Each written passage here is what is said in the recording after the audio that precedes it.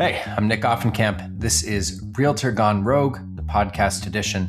And in this episode, I'm reading an article I wrote titled, "What Kind of Housing Marketplace Does the Public Deserve?" This was originally published on the Realtor Gone Rogue Substack on April 3rd, 2026. Over the past couple weeks, Rob Hahn has made a masterful case for the MLS doing less.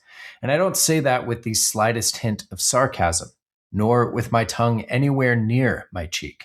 I mean it wholeheartedly. I'm also grateful that our good-natured back and forth has served to push the conversation within the industry forward. The question that Rob's latest piece centers on is who has the responsibility and authority to market a property? You should read his whole argument, links in the show notes below, but here's how I would summarize it. Rob concludes the authority and responsibility for marketing a property should fall wholly to the listing broker. That is who the client has hired to sell the house, so implicitly, they are the one entrusted to determine the best marketing strategy. By contrast, the client did not hire the MLS to sell the property. And since the client hired the agent and not the MLS, why should the MLS have any control over marketing strategies? The MLS would be best leaving those decisions to the professional ultimately entrusted with the task of selling the house. And honestly, that's a good take. And considering the historical context of the MLS's origins as a B2B cooperative platform, Rob makes a solid case for why the MLS should get out of marketing and lead generation entirely.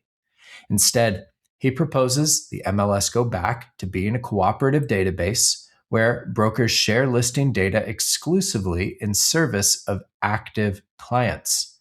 If they would stop allowing listings to be syndicated for marketing and lead generation, and for the love of all that is holy, stop setting rules and limitations on how an agent may market a client's property, this whole issue would be put to bed. Also, to his credit, Rob was dead on in his sense about what Robert Refkin would have to say about all this. This week, Refkin and Caitlin McCory co-authored a piece in Inman titled "Restore the MLS, a Return to Cooperation, Not Control," also linked to in the show notes below. In this piece, they essentially summarize Rob's whole argument, eerily closely, like using the same Jeff Lewis quote, and simply put, Compass very much in support of Rob's proposal.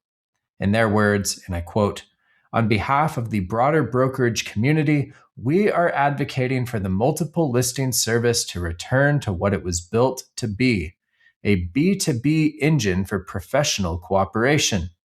Again, continuing the quote, "We want to share listings, but the MLS should be in the cooperation business, not the marketing business."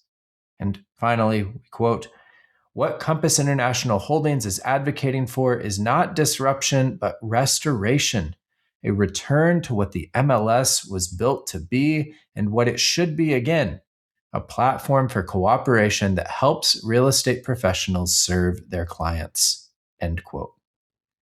I have sincerely tried to be satisfied with Rob's proposal.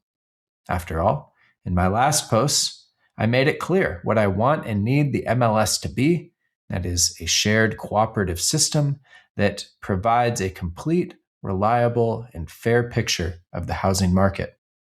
Rob, and now Compass, is saying that I can have all of that so long as the MLS gives up marketing and lead generation.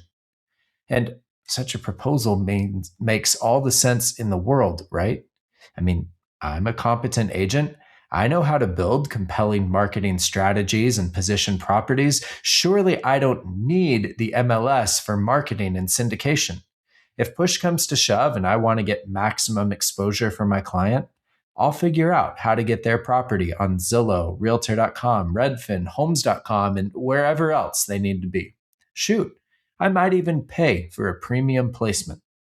In fact, to Rob's point, his proposal inherently increases my value as an agent.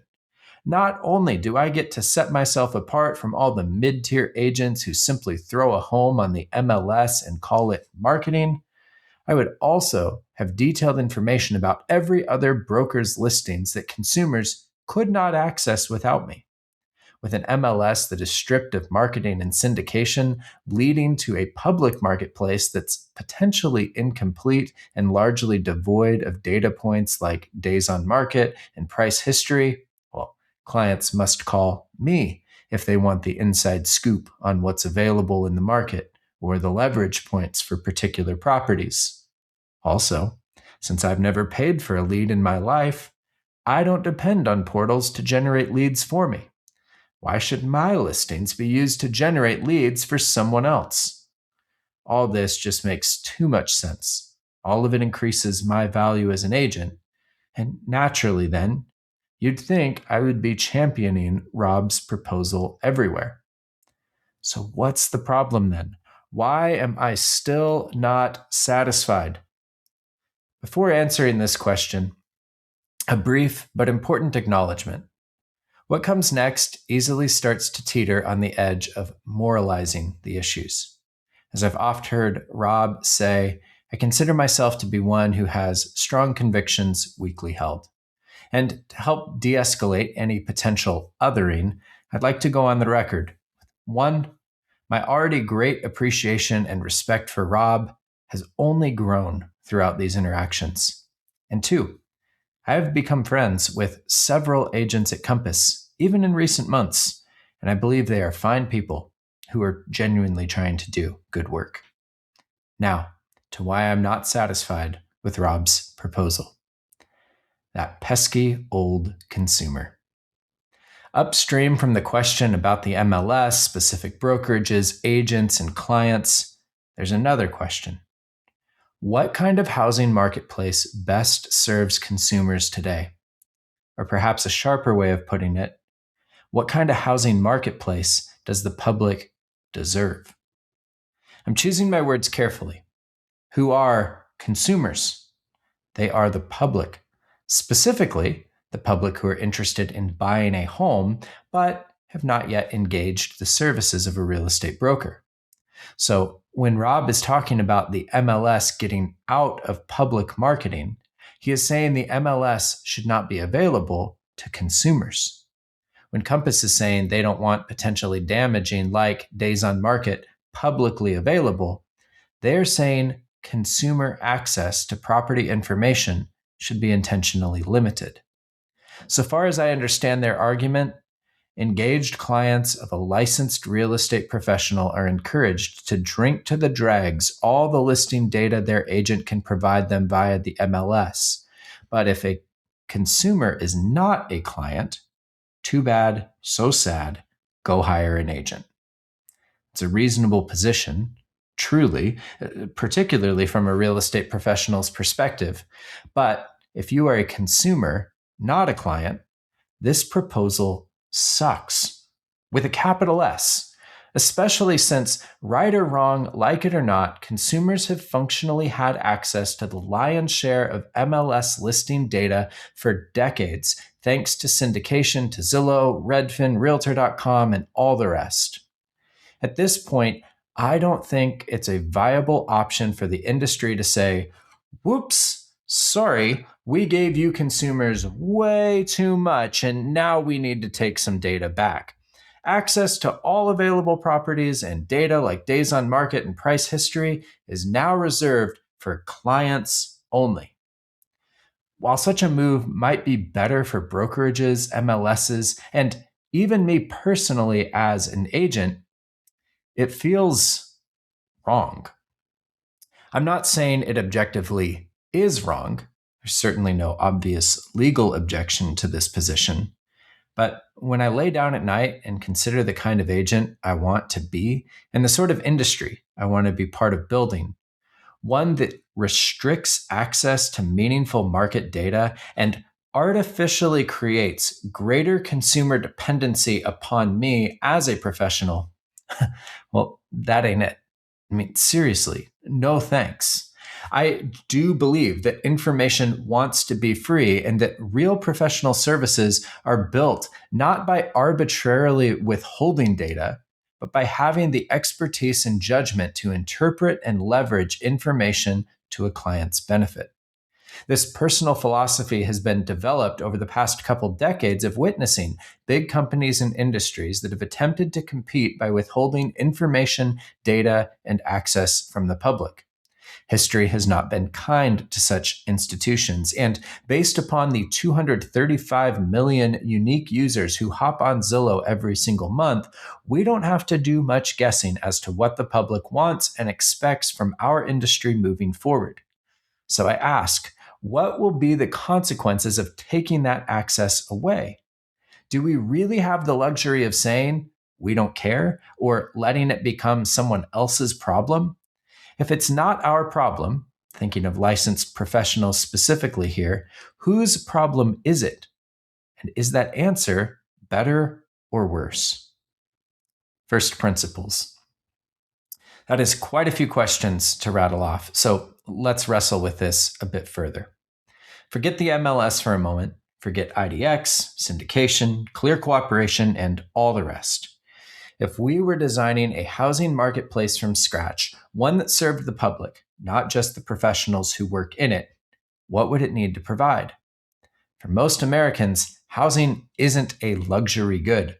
It's essential. It's shelter. And it's the largest financial decision most families will ever make. For a marketplace this consequential to function fairly, the public needs broad, timely, reliable access to the core facts driving the market. What's for sale? How long has it been available? What does the pricing history look like? And what have comparable homes sold for? These aren't professional secrets. They are the basic information that any participant in any market needs to make informed decisions. And we already accept this principle in practice. Most states require sales prices to be recorded in public records. Lenders have to publicly report mortgage data. Fair housing law ensures access can't be restricted based upon protected characteristics. Property tax assessments, permit history, zoning, deed transfers, generally speaking, all of these facts are public. The entire infrastructure of housing already operates on the assumption that the public has a legitimate interest in market information. The piece we're debating here is whether active listing data, what's for sale right now and on what terms, belongs in that same category. I think it does, because a fair housing marketplace requires it. I also grant that the MLS was not originally designed to be this universal marketplace, but functionally, that is what it has become. So what's actually being built? Now, let's look at what's emerging in the real world, because the abstract debate matters a lot less than the concrete reality that is taking shape. Let's take Rob and Compass at their word. In a cooperation-only MLS stripped of marketing and syndication, all listings enter the system, all agents see everything, Compass cooperates with every broker, the professional layer works beautifully. Here's the divide that opens up underneath it. The buyer with an agent, any agent at any brokerage, sees everything. Full listing data, days on market, price history, comps. The MLS does exactly what it was designed to do: serve professionals and their clients. The buyer without an agent sees whatever individual brokerages choose to make public on their own. Some brokerages will publish generously, others won't. There's no single place to see everything, no guarantee of completeness, no standardized data. The detailed information that matters most, days on market, price reductions, for example, lives behind the wall of a professional relationship. In other words, the MLS becomes a professionals-only database, and the door to that database has a sign on it that reads, "Representation required." That might sound like a minor distinction. Most buyers hire agents anyway, but most isn't all. And the people who don't, the unrepresented buyer navigating on their own, the first-time buyer who hasn't committed to an agency relationship yet, or the family trying to figure out if they can even afford to enter the market, those folks all lose access to the very information they need to make informed decisions. Rob argues this increases agent value. He's right, it does. But it increases agent value by making the agent the gatekeeper to information the public currently has for free. That is not the same as increasing agent value through expertise, judgment, or service. It's increasing it through scarcity, through access control. And I keep coming back to this question. To what degree is gated access to market information a critical part of the value proposition I want to offer? And for me, the answer isn't just theoretical.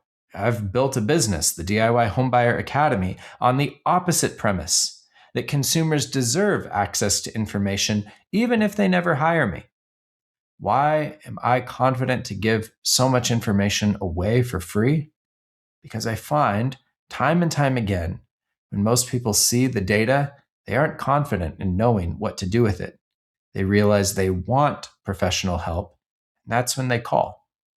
This fuels my core belief that the professionals who are genuinely worth hiring are the ones who thrive when a market is maximally transparent.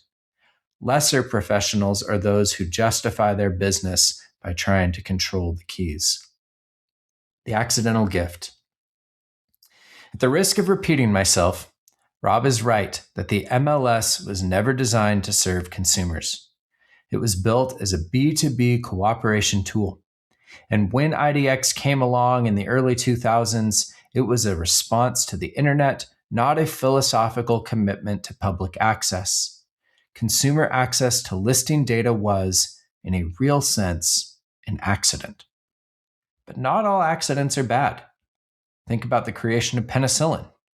Over the past 25 years, this accident has given American consumers something that almost no other country has: the ability to see virtually every home for sale in their market in real time from their phone.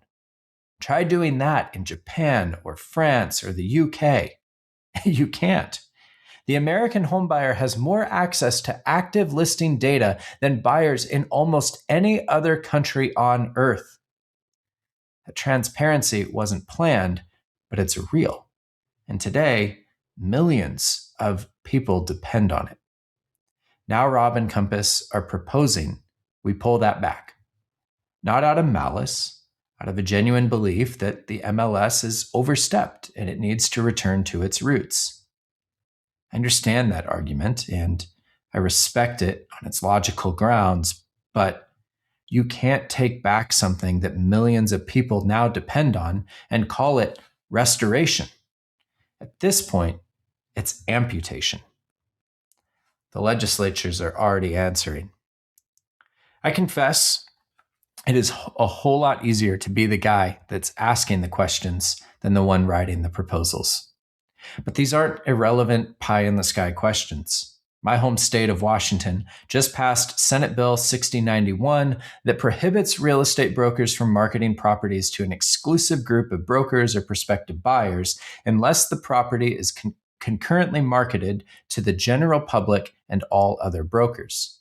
The bill passed the Senate 49-0 and the House 49-1, near unanimous bipartisan support. Wisconsin passed similar legislation in December last year, and late last week, a proposal surfaced in New York that may effectively ban private listings. The legislatures looked at the private listings debate and came to a simple conclusion. If a home is being marketed to anyone, it should be marketed to everyone. That's not an MLS rule, it's a state law, backed by licensing enforcement and the threat of fines and license revocation. The industry can debate MLS architecture until the end of time, but state legislatures are answering the question of what the public is owed. And the resounding answer is access. The definitional problem. And yet, even with the legislation on the books, there's a gap that troubles me. None of these laws require listings to enter the MLS. They require public marketing. But what does public marketing actually mean? If Compass lists a home on Compass.com and Redfin, is that public? If Howard Hanna puts a listing in Hanna List and calls it visible to all brokers, is that public? If a coming soon appears on one portal but not another, with no standardized days on market, no price history, and no centralized data, is that a public marketplace? Surely, I'm not the only one going mad over calling something a private exclusive that, in a matter of months, may be publicly visible to anyone with the Redfin app on their phone. The words public and private seem to have lost their meaning. And when words lose their meaning, any rules built upon those words lose their teeth. In order for this conversation to remain productive, we need some consensus at the first principles level. We need a shared vision for what the housing marketplace ought to look like for consumers, not just clients, but the full public. What rights, if any, are owed to them, and what and how much data should be transparent. Even simply but objectively defining our terms about what it means to be on the market. While I'm happy to participate in this conversation, I'm not the one in the position to make the decisions that need to be made. That's not a bad thing, it's just the reality. Thinking back to my original posts 2 weeks ago, I never imagined it'd go this far or that I'd end up going this deep on MLS issues. I've learned a ton, changed my mind on a few things, and had my thinking sharpened by people who know this terrain far better than I do. Now, I hope those who do have the power to influence the future of American housing marketplace will courageously step up and lead. Housing is how most Americans build wealth. It's where families live, where kids go to school, where communities form. It is, for most people, the single most important financial decision they'll ever make. Should the core facts of that market, what's for sale, for how much, for how long, be controlled by the companies that profit from controlling access to them? Or does the public deserve a marketplace where that information is broadly visible, consistently defined, and difficult for any one company or professional class to selectively withhold? If the industry wants trust, it should stop fighting over who controls access to the market and start fighting for a marketplace that's worth trusting. In the end, managing such a marketplace may be too much to ask of the MLS, but at least I think it's the right question to be asking. Thanks for listening in. If you have enjoyed this, please make sure that you've subscribed to the channel. And if you want to support the work of independent writing and thinking about the issues facing the real estate industry, please become a paid subscriber over at realtorgonerogue.substack.com.